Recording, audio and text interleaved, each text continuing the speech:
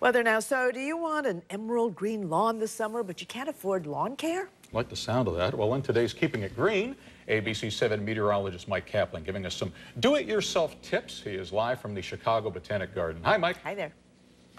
Hey there, Alan, Linda. Absolutely. Anybody with a lawn, you've probably got some problem spots. You've noticed now that things have warmed up. You may notice some bare spots. Maybe you've got pets. There's some yellow spots out there, and you're eventually going to need some of this grass seed. Heather Sherwood, great to see you again.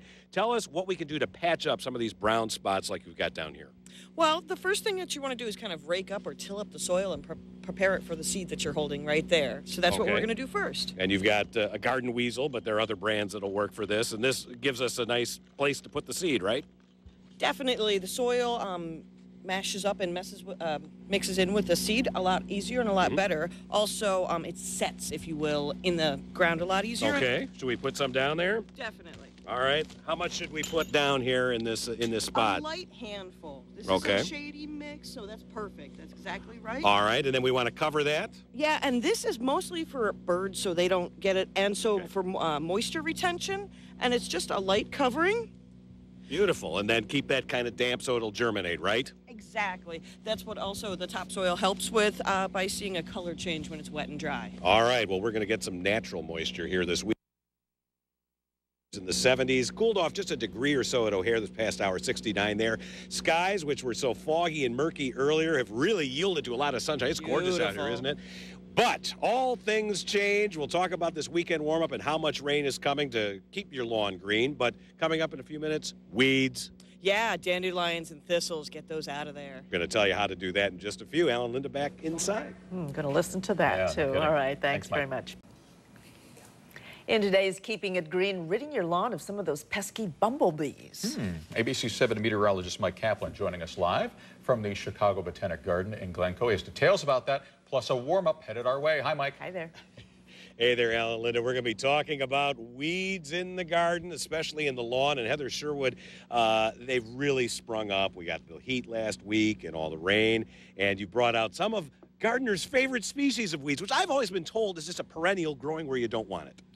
That's basically what weeds are, basically anything you don't in the wrong place for you. And these three are the most vulnerable culprits right now, dandelions. And they have huge taproots, along with the thistles that are very painful to pull at the same time. And in the grass, you can't beat the creeping Charlie. It's always in there. Which is kind of, a nice little blue flower. But we don't want it there in our nice green lawn, do we? No, we don't. And honestly, the best way to get rid of them in my book is always with mechanical hand pulling. If you have to use chemicals, definitely spread them, don't blanket spread them.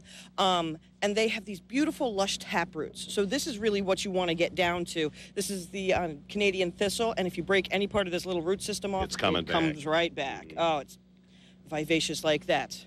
All right, so what is the best way to dig these out? You've got a favorite tool. I mean, we have several of these weed diggers, and I'm sure people have got these somewhere in their garage or in a woodshed somewhere, but you like this knife best. Why? Basically, it's a jack of all trades. It can help dig into the soil. It's got a serrated blade on one side that cuts down into the root zone. So in case you're cutting out buckthorn that has a great deal of roots, you can cut around it.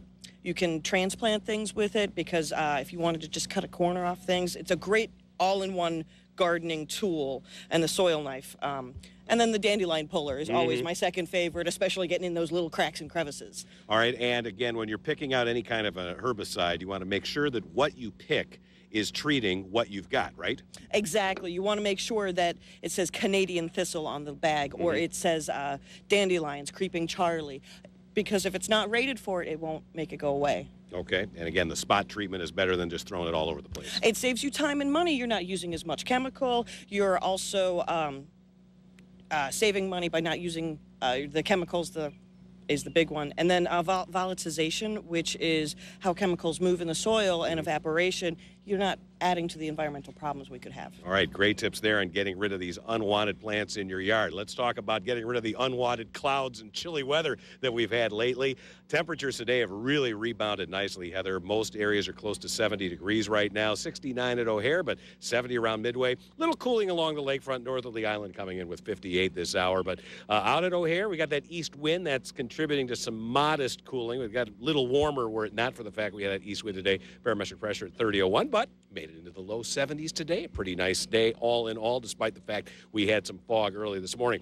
Now, on satellite, you can see that clouds have kind of broken up across the area. We still have a few patches of fog here and there. That will be reforming again later tonight. That pesky upper low that's been with us seemingly forever, finally moving away to the east. But now our attention is out to the west with the next storm system that's going to be brewing out on the plains, producing some possibly severe thunderstorms for the next couple of days in the usual tornado alley states. Eventually, some of that warmth, some of that moisture will be coming in here as we head into the weekend. But at least we'll be enjoying temperatures even warmer than today. Tomorrow's high should get up to 73. There is some cooler air lurking out there behind this whole storm system. That'll be coming in here around the middle of next week. So let's get to the forecast.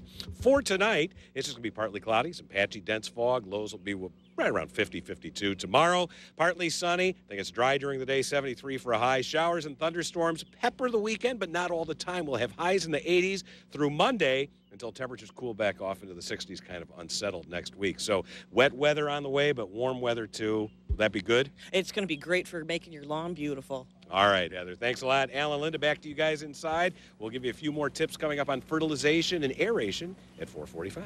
Aeration, huh? Okay. All right, Mike, thanks. We'll see you then.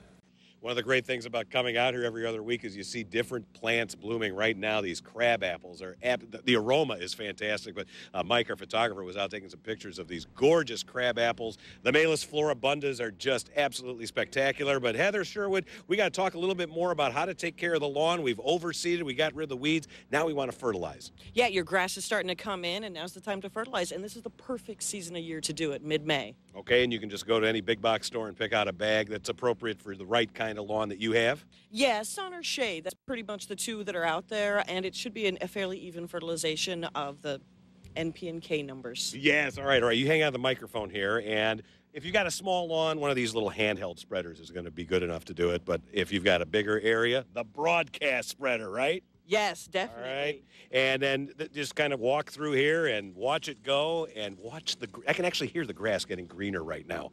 But there's maybe one other thing we can do to improve the lawn, especially in some densely packed areas, and that's use this. What is this? This is a core aerator, and basically this would be for small homeowners and small areas, and you do this every 2 inches or so. Professionals have a little bit bigger machine for it, and then the little pieces you're pulling out right there will dissipate at the next rain and go away.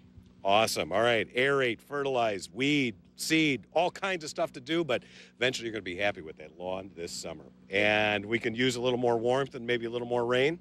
Definitely. We're bringing it this weekend. Tomorrow's high 73 degrees, and we go into the 80s for Saturday, Sunday, and Monday, but with a few scattered showers and thunderstorms out there. But it's springtime. It's supposed to happen. I love the rain. Keeps the grass growing green. Absolutely. All right, keeping it green here at Chicago Botanic Garden. Alan and Linda, back to you guys inside. Hopefully your lawn's going to look greener this weekend, too. Now that we've taken notes, maybe so. All right, thanks very Thank you, Mike. much.